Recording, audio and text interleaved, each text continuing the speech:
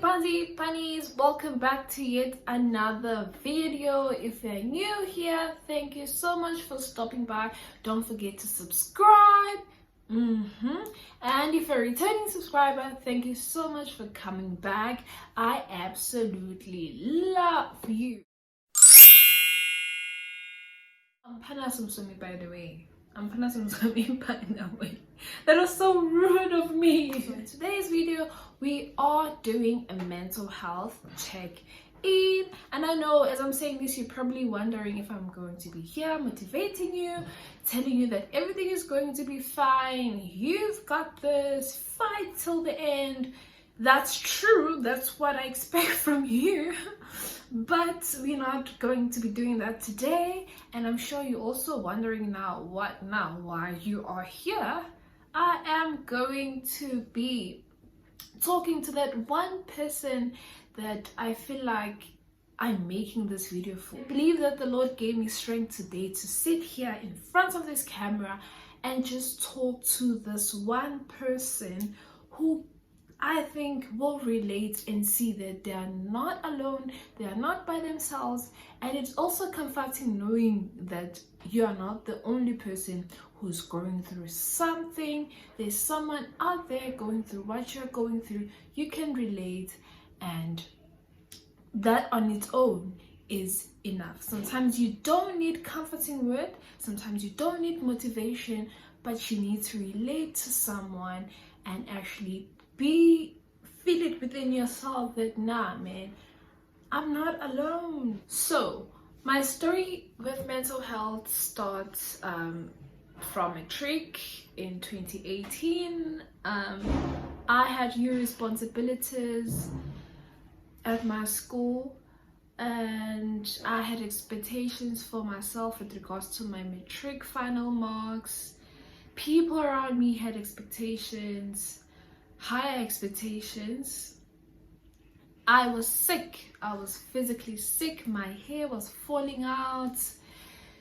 You know, it was just a crazy year for me, and I think that affected my mental health drastically because that's when I started seeing my mental health issues manifesting in real life. My town was and is still a small town, and a lot of people are not like aware of mental health, or I think they are aware, it's just that like it wasn't something that was like a conversation. I started having a name to what I was going through when I spoke to my teacher in high school. That's how like deep it was, you know. Mental health big at home, like it's just like, what are you going through? You hardly even can explain what you're going through. Luckily enough, when I spoke to my teacher, my former teacher, about this, he suggested a psychologist around my area, but I just couldn't go to her because she knew people that I knew, you know, because it's a small town. I wouldn't be comfortable. I want my psychologists to be people who are complete strangers, people I'm gonna see in their office, and that's that. This person was close to people that I was close to, so it made me feel a bit uncomfortable, and that's why I ended up not going to her. So in matric, that was it, but my mom knew what I was going through. We were praying a lot, and God pulled through for me in a very big way, because at the end of it all, I was able to get my marks, the marks that I needed, not the marks that I expected to get, but the marks that I needed to pursue a degree that I initially applied for. So for that, I'll always be grateful to God. But my mental health was not okay. My relationships, the relationships with my friends were just going downhill, and as a result, because of what I was going through, my relationships after high school, my friendships after high school were not the same. The people I was close to from grade 8 to grade 11, our relationship changed in matric. I started isolating myself, and I think a lot of people in my class would think it's a normal thing, because sometimes I would eat alone during lunch, it's Panna, so I would go to my friends whenever I felt like it. But in matric, it started being a consistent thing, especially when my hair started falling off.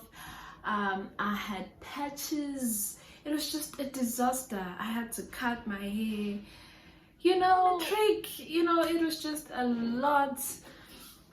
But I survived, and that's when I started to see that no, man, something bigger than just what I think is normal is going on, and it's so scary going through something mentally, because you get weird things happen to your body and you can't explain them, and I remember this one time I had to go to school, and I don't know what you call bus stop where you wait for your transport.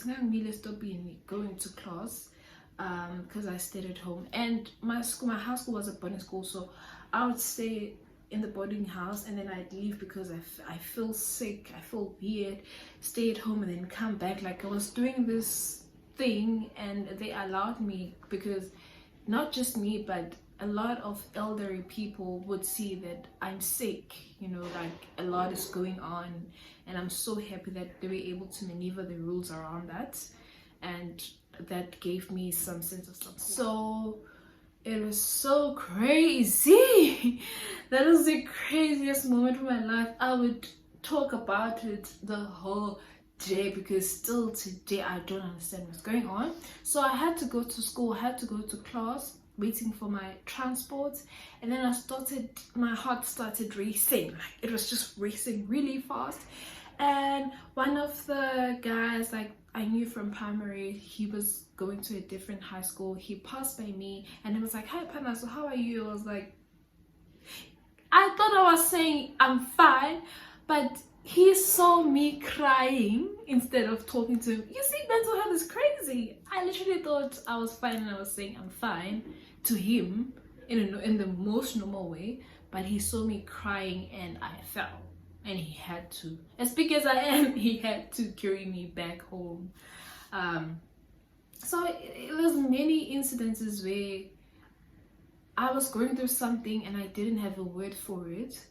And once I started growing up, even though like I wasn't going to a psychologist, I know I can't self-diagnose myself, but when you listen to talks, when you try to find as much knowledge out there, you start identifying, oh, that day it was an anxiety attack, just that I didn't know what I was going through. Because I remember we went to the doctor and the doctor told me that everything was fine, everything was well, and he came to me, he was like, "Yes, Panas, it's either uyagcina ukuzala kadokotela noma uzoyeka umosha imali kama wakho." And to me, when someone makes you feel bad for what you're going through, and it's like, that's literally what I went through, so imagine a doctor saying that to you. So that's at that time, that's just how people being in knowledge in mental health, especially from where I come from. And then my mother was my form of support, as much as I couldn't talk to her about everything, because I would fail to explain to her what was going on in my mind. But I survived and I relocated because I had to start varsity in Western Cape. I'm from KZN, by the way. So in first year, my mental health state was fine, everything was good. The only thing that I'm shy was because I had to adapt to a new environment, to speaking English most of the time, moving from having your classes, having been taught your subject in your home language, to having classes in English. It wasn't a bad thing. I took it nicely. I was a sponge, like a good sponge, gafugamela as much as I can. And I feel like when I came here, I told myself, good, I'm here to survive, I'm here to make the most out of it, and I'm relocating to Western Cape, to Cape Town. That's a dream. That's a dream for most high school learners, gasekhaya. So that's just that, but it didn't affect me that much. And one thing that I'll always be grateful for is that whatever that I went through in matric taught me the value of being an average student, because part of the things that were making me like lose it mentally was because I was so much defined by my grades, you know.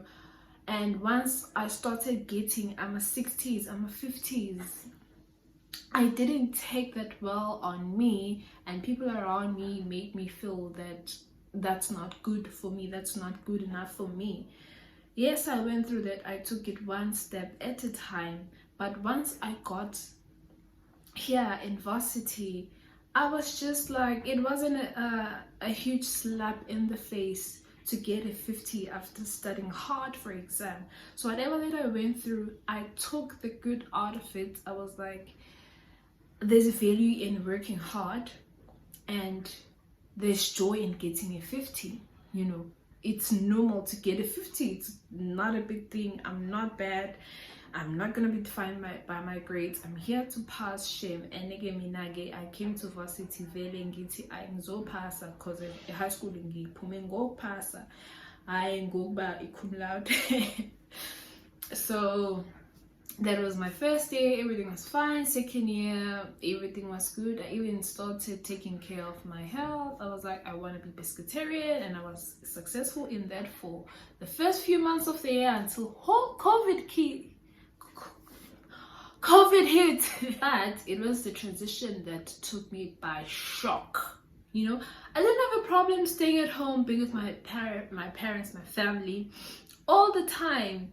But it was the transition from studying in your own time, at your own space, eating whatever you want to eat at your own time, to being at home, being a child, cleaning, washing, and your home transitioning into a study center.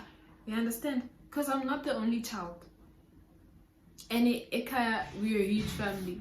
All of us had to study for something, regardless of who was at university or was in high school. We all had to study for something, and the house still had to be spotless clean. We still had to eat. You understand?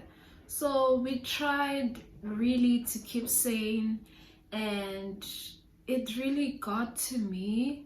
I remember praying to God, God, I feel it. And I was so scared to going back. You know, when you are fine, but you feel like these circumstances are going to push me. They're going to make me backslide and go back to where I was, which is a trick for me. So I remember praying to God at night. I was like, God, I just don't want to go back to where I was. And I know I'm home, it's hard studying when everyone is watching TV, but make me see the good in all of this. Give me something I can do that can shift my mind from going back to how it was. Because I'm a firm believer in Christ, that's when I started my podcast. That helped me a lot during COVID, to just not focus on like bad things, you know. Not like you focus on bad things when you have mental health issues, but for me, you know, when you have huge fear of going back to where you are before. So I was scared. I was very scared of myself and the potential that can do to me and my studies, you know. So that was that. I started a podcast. I learned a lot of skills during COVID, and my mom was very supportive. We tried to stay sane. And then it was third year. I came back. Everything was fine, and let me tell you, everything was fine. Like not everything can't be fine, Pilla. There's some things that you go through that is going to particularly, and being said doesn't mean you have depression. Being said doesn't mean you have mental health issue. Being angry, you know, it's finding joy in being able to identify your feelings, the stems of your feelings. Just because I've been sad for a week doesn't qualify that as a mental health issue or depression. Yeah, well, just because, you know, so this and this didn't work out in my way, it doesn't mean I have to accept it upon myself. I have mental health issues. I fought so hard to be in the mental state that I'm in now, and I'm so done not going back. That was me in third year. That was me. I survived. Ne? I survived until this person's death. We were not close. We were not like friends. I don't know what happens, but it was then where I backslided. I backslided to an extent where I don't want to say I was suicidal, but I was scared of dying. That's how it was. Like, I would walk. That's in the day. I would walk in the road and think, what if that car like hits me? I don't know what you call. I was like, I had a lot of paranoia. I don't know the name of that thing, and I don't even want to know, because I don't want it ever in my life. I prayed it away. I don't know how I prayed it away when I didn't know its name. But that thing, I would feel like I'm gonna die. You know, when you feel like you're gonna die. That's how, like, that was a trigger, and it took me into a very dark place. I can't compare the situations because they were entirely different. This one was triggered by something I didn't know that it could be a trigger. But I discovered something new about myself, and one thing I noticed is that if it comes back, like, it develops. It's like a demon, this thing. Like, you figure, you fight it, and then when it comes back bigger. That's how I felt, Mina, last year. You know, it's just those weird paranoia. And I rebuke them in Jesus' name, and I rebuke them for you if you're watching this. We are not claiming anything. It's just proclaiming the love of God and proclaiming our victory at this moment. We conquered that. I conquered it, and I'll never go through it again. And I'm so glad that I have courage to speak about it, because I was even scared to just let it out of my mouth, to speak about it. And one thing that kept me going during that difficult time was the Bible app. Literally the Bible app, because I couldn't describe it, I couldn't type it, I couldn't tell anyone. In that confusion, I had to go back to the cross. I had to take my Bible. I had to read the Bible. I had to pray every day. I had to fast. I had to rebuke that spirit. You know, like, it felt, that mental health issue felt more of a spiritual battle than a physical one. And I think that's when, I'm not a psychologist, but when it comes to me, I think God gave me the spirit of discernment and the knowledge or the wisdom of me being able to identify with this is coming to me as a mental health issue, but it's a spiritual battle. This is coming to me as a mental health issue, but it's me being unable to communicate myself with people. This is coming to me as a mental health issue because it wants to spend time in my mind, whereas I can just control what I think. You know, God gave me that, and I'm grateful for it.